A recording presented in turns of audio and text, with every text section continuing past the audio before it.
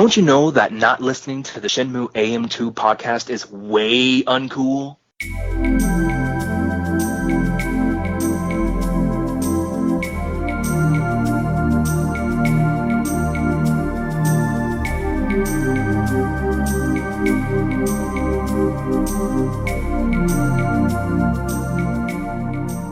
Welcome back to another episode of the Shenmue AM2 podcast. We're hosts Andrew and Matt, and we're here to talk about episode 9 of Shenmue The Animation, Distinct. What does that refer to? I don't know. Ryo's distinct odor. You said odor really good. I don't even think odor is a French borrow word. Chalder. Chalder. Say it right, Frenchie. Oh my god! Someone took a huge bite out of the giant Rice Krispie square, and the waiter's been badly beaten. There's your Simpsons reference for this episode. Mm-hmm. Did you know that the chowder joke, how it works in French? No. Like in the French dub? No. In the French version, at least the French-Canadian version, you know, it wouldn't make sense for the Simpsons to make a joke about a Frenchman's pronunciation if everybody's speaking French. But a Frenchman's? Frenchman. I guess, although it is still making fun of a French person's pronunciation, it's just which type of word they use. So they change it from chowder to beans. So, what's the Quimby's nephew's name? Oh, I can't remember. Well, Quimby. Yeah. Well, he says de bain for beans, and the French waiter says the proper fèvre. So he's like, fèvre, c'est de bain. I learned something new today. All right, back on track here. So this episode starts with Ryo in the library, and he finds the Wulin shoe. It's also how the other episode ended. He flips it over, sees that Yuan Dezhu is the author. He opens it up, and what does he see inside? I jokingly said it looked like the Zelda timeline because there's like a chart that branches off. He should have just picked it up and said, "I knew it. I had the correct canon timeline all along." So seasons and ages should be in the same. So the little note, he has a little flashback. Or, I don't want to say a flashback because it doesn't have like the fogginess around it, but he has an image in his mind of Lan Di, and then the little paper falls out that we know to be the Chowan sign. He doesn't know what it is, and he asks Fang Mei about it, and she said, "Go to the South Carmine Quarter, was it? Or Lucky Charm?" I don't remember. One of the quarters. Essentially, she sends him to the Hong Kong. My God, this episode's going great so far. Hong Kong tea shop. And the gentleman there, who I think was the same gentleman when he met Guizhang, yeah, says to check around or whatever. But then Zhang Yu barbershop guy just happens to be there. Yeah. I think, did we jump ahead here? Maybe. He asked Fang Mei about the note. She doesn't know. Yeah, and Fang Mei sent him to the whatever quarter. And the tea shop guy tells him about the Chowan sign, or is it somebody else? No, it's someone else. It's Guizhang. Yeah. He goes to her house. One thing I think they did a remarkably good job at in this is when you see the door in her apartment, it looks exactly like the door in the game. Like the layout of her apartment and everything, I think they did a really good job with that. Yeah. So she goes on to, and I don't know if they explain it in the game, and this could be how the dub is for English, but she says they're heaven, earth, friend, and dragon. Do they ever say that in the game? That each one, like, I don't recall that being a thing, but it's been a while. And then he's sitting down at the table, and she said them in that order the first time, but then when she said they're from left to right, heaven, dragon, earth, friend, which I think is just the wrong dub of how it should be comrade, because it's like the secret code. Mother. But I mean, friend, comrade, same thing. Yeah. So she teaches him a sign. He goes, and the way they have the episode kind of done is she's explaining it to him, but the audio for that part is happening, but he's out doing it.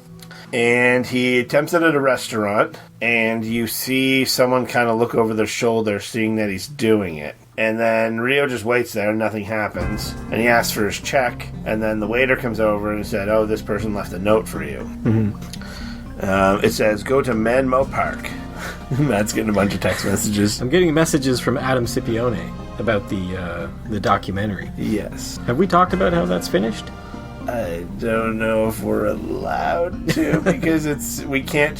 Don't ask us to share it. Due to some, I don't want to say copyright, but legal stuff, we can't share it. Like, all the Kickstarters backers can only watch it by themselves. I mean, Matt and I can watch it together because we backed it together as well. But I think I want to watch it, but I don't know if I want to review it, and I don't know if we can review it because of what's happening with it right now. I haven't heard what's happening with it. They just have some legal stuff they need to finalize, but because I don't want to say they're jumping the gun on it, but they are releasing it before they, I think, technically should. But that's fine. But yeah, I'll show you the Kickstarter thing. I backed after the Kickstarter was finished, so I have got 0 updates. But yeah, I'm excited to watch it, because I didn't get to watch it when they had that little preview on YouTube a year or whatever ago. I didn't even know about that. And I don't think it was the final cut. So he gets the note at the restaurant, and it says, "Meet me at Menlo Park at like 8 p.m. or something." And funny story, when I watch this, I have a brand new puppy. He's like 9 weeks old. I watch this sitting at my computer desk on the monitor, and Walter, my little puppy, was sleeping on the desk in between my arms. And when Rio goes to the park, he's like, "Oh, this must be the place." And then just bang, he gets smoked with a lead pipe. And when that pipe hit Rio, it scared the hell out of little Walter. Did he fall out of your... He shot up and was just out of a dead sleep, just eyes not knowing what's going on. Just it was. You shouldn't have hit him with that pipe. Why are you hitting your dog with a pipe? I didn't hit the dog with the pipe. But yeah, he gets clobbered in that scene. So, does that have a direct reference in the game? You go to the park and you get beat up, right? You go to the park and it's just one of those fights you can't win. Yeah. To my recollection, it's one of those slowly ones where fades out. Yeah. Even if you're doing okay. Yeah. I'm winning. Hey, no, what? I can't see. It's dark in here. So he gets knocked out. Then you see the dream little border around the screen, and he sees Londi in the dream, and he runs towards him, and Londi just clobbers him once right in the chest. And then he basically sticks his hand out, and Rio runs into it like a dummy. And Rio has that panic in the dream, and then wakes up, and he's all bandaged up, and he's all buff. He's buff as hell. Does he ever get his shirt removed in the game? I don't know. I don't think so. Matt's into it. I'm into it. So he's all bandaged up. He wakes up. He's talking to Fang Mei's there, tending to him. He doesn't have a clue how he got home. And she's like, "You don't remember how you got home?" But she doesn't tell us. She doesn't explain, which I absolutely think is hilarious. I assume Zhu Ying she implies beat up the people. Yeah, she implies that Zhu Ying is, looking after him and taking care of him. But is she just following him around all day? I think so. Sometimes. Yeah, it's weird that I don't know. She's there when she needs to be there. Maybe she has a thing for him. I don't know. So he gets lectured by Fang Mei, and then he asks who Zimming is, because he saw it on the back of the photo. We'd like to know, too. We'd like to know if he's more than just her brother. Maybe someday we'll find out. I'm getting the impression that she knows more than she's leading on, because she says something near the end of this episode that doesn't ever get mentioned in the game, to my knowledge, that I think is a bit of a game changer, pardon the pun.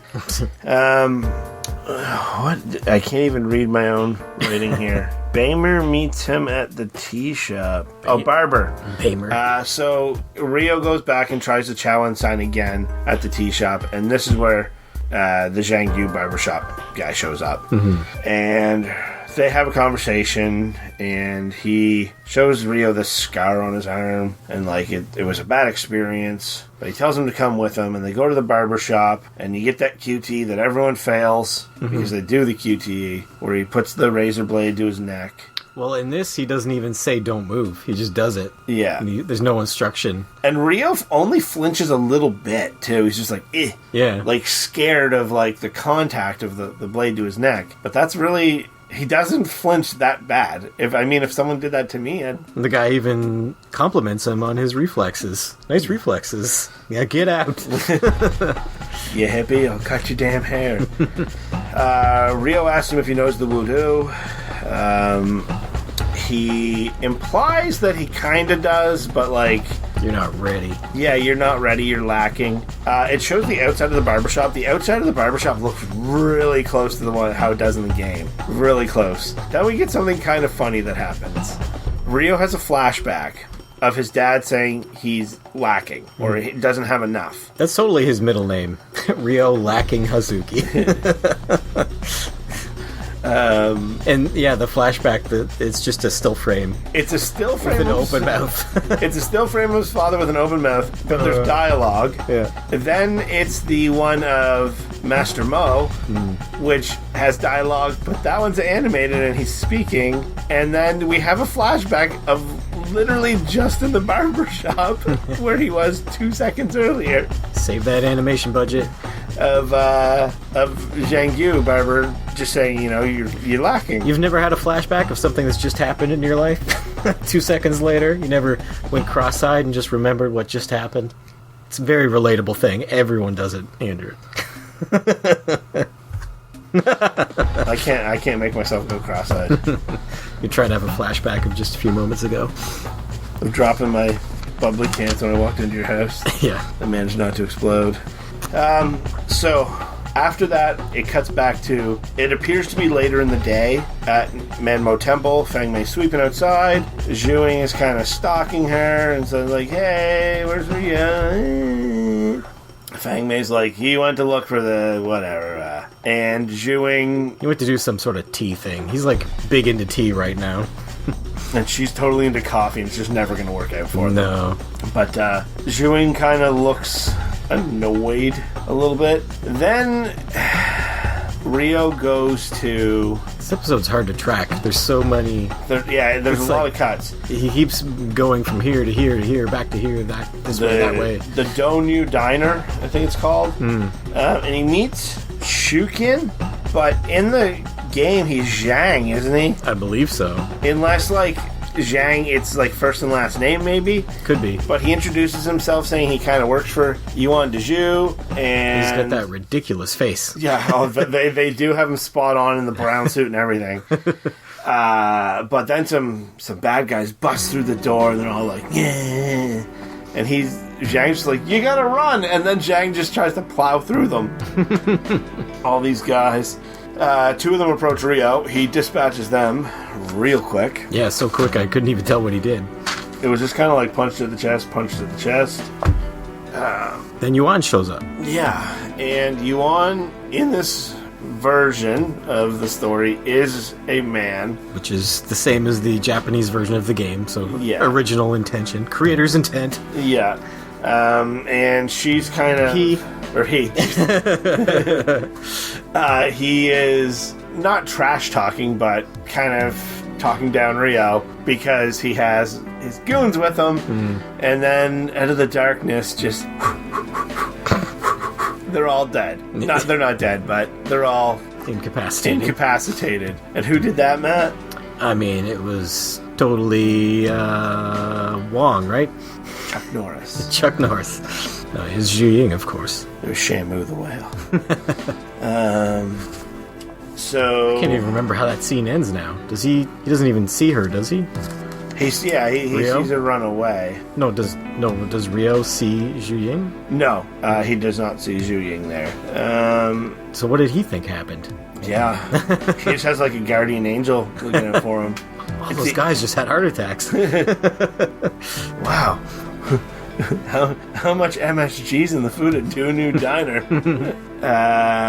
So this is where I'm trying to remember, because he ends up going to have to find Ren. He goes to is it another couple tea shops? doing the sign, and he did it wrong the first time. Yeah, and someone said he needs to find Ren of Heavens. Was it the barber that said that? I can't remember. No, because he goes back to the barber after Ren. I wish I had to be able to have a flashback about this from... Try to flashback real hard. So he knows he has to find Ren of Heavens, so he goes to do that, and they let him in, kind of, and then just... He gets clobbered. Beat him in the face. That would have cracked his cheekbone open. Yeah, he gets Nancy Kerrigan right in the face. He wakes up on Wong's boat. How'd Wong get him there? Yeah, Wong must have some upper body strength of some sort. I'm just picturing him like pulling him across from boat to boat and accidentally dropping him in the harbor. His head's just like rattling off each boat as he takes over the thing, yeah. Oh crap. Rio just sinks. The mirror's weighing him down, ironically. So he ends up on the boat. He wakes up. Him and Wong are having a conversation. Wong's like, I'm gonna kind of stay out of this. You'll need this. And he gives him the lighter, which is not a Zippo in this. Or what were the fake ones? Zippos? Probably. I can't remember. And then it just cuts to Rio going back to meet these same guys. But now he has a lighter, so everything's different. Yeah. I did note, too, when they show him at that fence part, it does have the Beverly Hills like graffiti on the building, and it was very reminiscent of how it is in the game. So he just goes there, and when he meets Ren, it's entirely different than meeting Ren in the game. You don't have to bring... Wong says, tell them you have the cash for Ren. But in the game, you actually have to bring him cash. Yeah. And you have that, like, meeting with them outside, like, the school bus or whatever it is. Isn't there, like, a first-person section as well there? Yeah, when you're... Infamous first-person fighting section. That was so weird they put that in. But yeah, and then you meet him in the warehouse, and he tries to kill you with the knife. This, in the show, you literally meet him at what appears to be the Kowloon hideout. Yeah. Like, it looks very similar to that. There's no warehouse, and that's really it. And he basically does what he's supposed to do with the barber here, where he just, like, stands up to the knife to the throat. Yeah. I'm not sure why he did that here. What made him think he could trust Ren? He has the 4 Woo-Do mat. So Ren essentially is like, hey, yeah, I know where Yuan Deju is. And they just get to that scene where Yuan and the guy that runs the duck race are having some sort of business meeting in the bottom of one of the buildings at one of the warehouses at the port or the harbor or whatever. And Rio turns around to talk to Ren, and Ren's gone. And there's that pipe. The pipe sitting behind Rio. Yeah, this was all pretty one for one from the game. Yeah. And he goes to back up, and the pipe gets knocked over. Yuan sees him. She tells the goons to get him. Damn it. You played this in English too many times. I do. Every time I play the second one, I play the English... the English version? The English version. Well, it's Xbox? English. No. I play it's dubbed in Japanese, but it has the English subtitles on the Dreamcast, so I can have that save file go through. Right. You're doing a good job of catching me every time, though, I must say. So Yuan tells the guys to get him, essentially, and then we cut to Ren back at the fountain, and he's like, I got a bag of money, doo-da, doo-da. And then Rio shows up, and he's like, what? How'd you get here? And essentially they show... the whole chase ending up with the bamboo scaffolding fall onto a truck thing. But yeah, before that, they have Yuan's thugs like just laid out in the bottom of the basement of that building or whatever, because Rio beat them up. And then you do have that chase scene through the building where he like even kicks like the empty paint cans or buckets or whatever they are down the stairs at him. They fall off the scaffolding, and they both kind of come to, and I gotta sneeze. The mirrors between them on the... So surprised that didn't break, like under his weight or something. Oh, it's made out of Phantom River stone. Is that... You gonna talk here for a second? I'm gonna sneeze real bad, fill some airtime. Andrew's sneezing. I'm trying not to. Do it.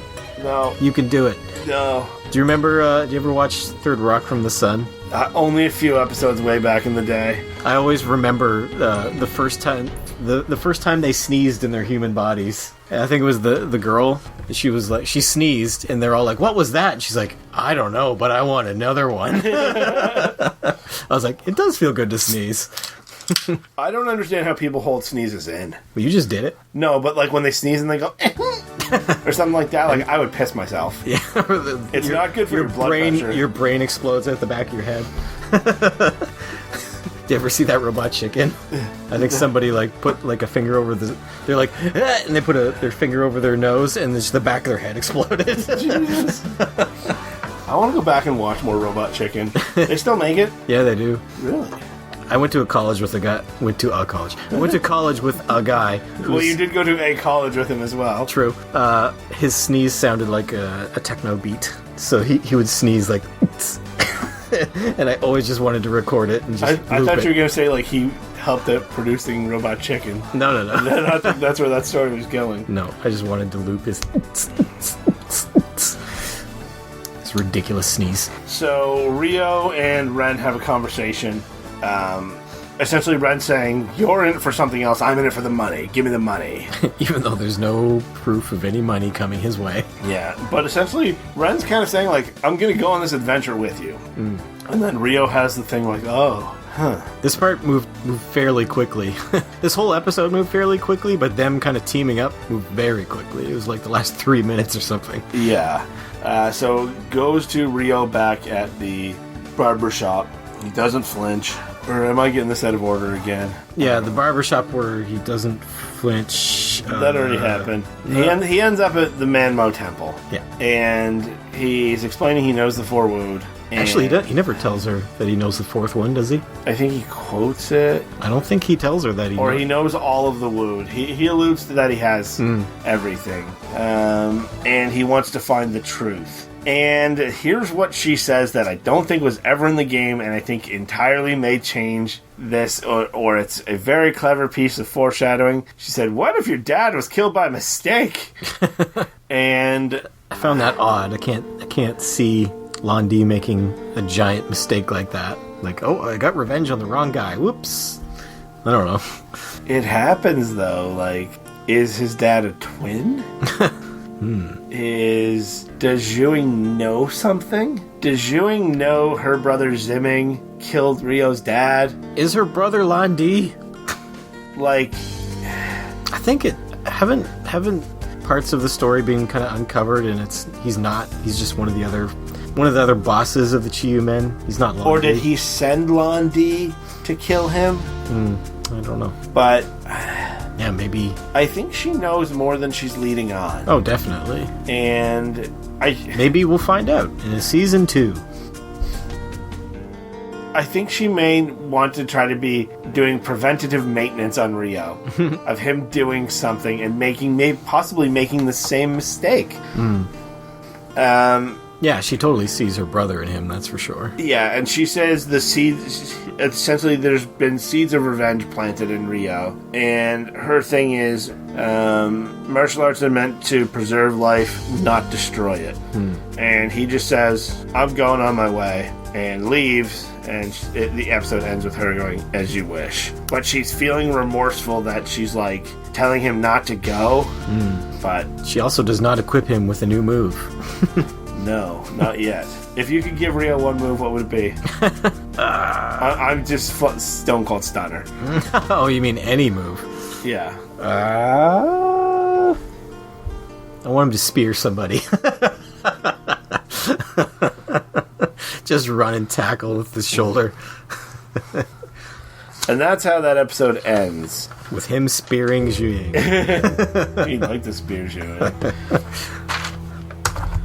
We, before this episode, played Shenmue 1 HD Remake, whatever it's called. Yeah, my continuing quest to get first place in the race. Now that I know my controller was broken. And guess what? I did it! In one try, Matt did it.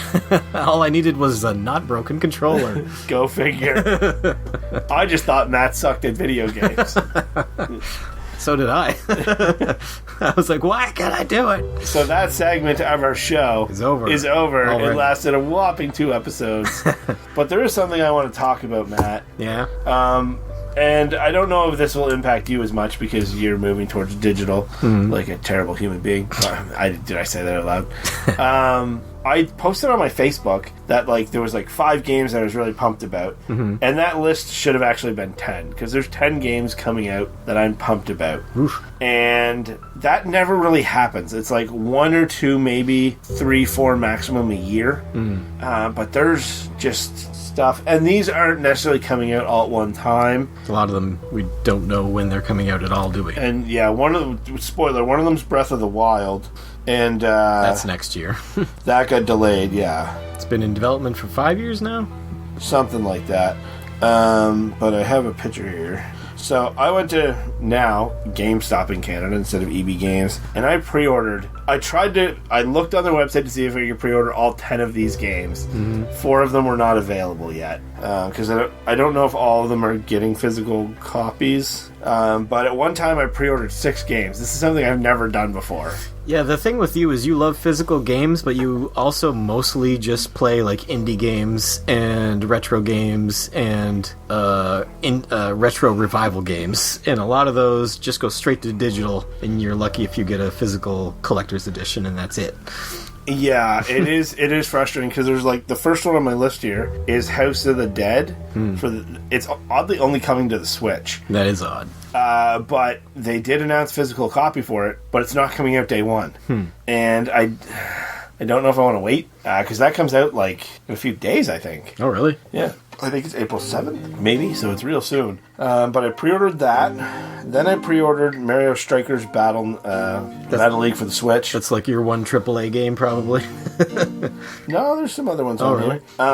Mario Strikers, if you've never played it, is a fucking great party game. That's what everyone says. It's so much fun. Splatoon 3 for the Switch. The Cowabunga collection for the PS4. I may change that to the Switch because I imagine a bunch of my friends are getting it and they might get it on Switch. I don't know. I just figured the PS4 version might run a little bit better. Possibly, but I mean they're all old games. They shouldn't struggle on a Switch, you would think. The Wonder Boy collection. I've never played a Wonder Boy game. Oh, really? I'm trying to get... There's been 3 of them released on the PS4. I'm trying to get all of those, then this collection, because I'm trying to get all of the old Saga franchises that have been revived. So you talking about Wonder Boy or Monster World? They're both the same thing, aren't they? One's a spin-off of one. Kinda, yeah. So you've never played either, you mean? No. Oh. Don't you have like a Genesis Classic or I do. Never played them. They're good. And that's kind of why I want to get this collection is to play through them. Is the remake of Dragon's Trap on there? Apparently that's great. No, but that's one of the ones that I need. That's by the Streets of Rage people, isn't it? I think so, yeah. Nintendo Switch Sports I pre-ordered as well. Just the... what's the word I'm looking for? What's the new style of multiplayer game? Battle Royale. The Battle Royale Wii bowling looks absolutely hilarious. I didn't see that. It's like 30 games of bowling all at the same time, and whoever has the lowest score in each frame gets eliminated. So it's online? Yeah. Oh, okay. It looks really fun. So it's like Tetris 99. Yeah. But Wii bowling, essentially. So those are the 6 that I was able to pre-order. The ones that I was not able to pre-order yet are Blossom Tales 2. What is that? It's a Zelda clone. It was released physically on the Switch and is insanely expensive now.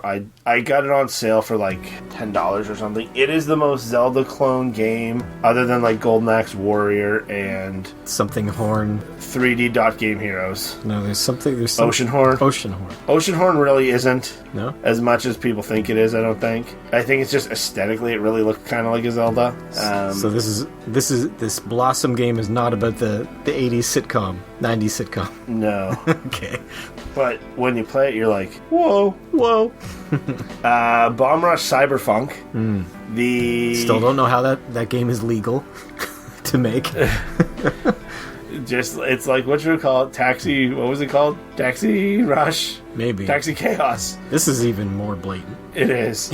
But there's at least one track release for it called, what is it? Something Defunct. Get Defunct? Jack Defunct. Jack Defunct. By Hideki Naganuma. And it is Jet Set Radio, Jet Ride Radio vibes. 100%. It's so good. And do we know if he's doing more music than that? Is he doing the whole soundtrack, or is he just contributing one thing, kind of like how Yuzo Koshiro contributed 1 or 2 tracks to Streets of Rage 4? Oh, he contributed like 4 or 5 to Streets of Rage 4. Did he? Okay. Yeah. Well, either way, he didn't do the whole soundtrack like he used to. Yeah. So is that the same thing here with... But he didn't do the whole soundtrack of Jack Grind Radio either, because there was That's a bunch true. of licensed music in it. Well, yeah. In the Japanese version, was there licensed music, though? I don't know. I don't think there was. At least not the same licensed music, if there was. Yeah. Next up was Breath of the Wild 2, which got delayed till 2023. And lastly, just there isn't any, because they haven't announced the physical version of it yet, Shredder's Revenge. But if I could get my hand on all 10 of those games, I'm happier than a pig in shit, Matthew. Yeah. What are you excited for coming up? Bomb Rush, Cyberpunk, Ninja Turtles collection, Shredder's Revenge, Evil Dead, the game, and Marvel Midnight Suns. It's kind of like a strategy RPG, kind of like a Final Fantasy Tactics sort of thing, but it's with Marvel superheroes. Is that a mobile or? Nope, it's on PS4.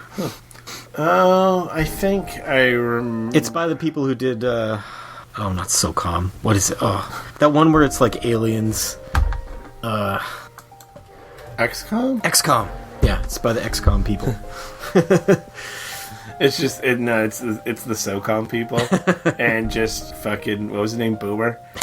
Boomer from what? He was so in SOCOM. This is one of the it's Natalia GoldenEye levels of bad AI, where you're 4 Navy SEALs, and there's you and your partner's named Boomer, and then there's Spectre and Jester, and like it was supposed to have this incredible AI, and there was all these voice commands. You had your headset, and like, oh, I'm outside this building. I'll crawl under this window so I don't get seen, and then Boomer would just walk by behind you, and like you could be giving him commands, and he'd just fucking stand there.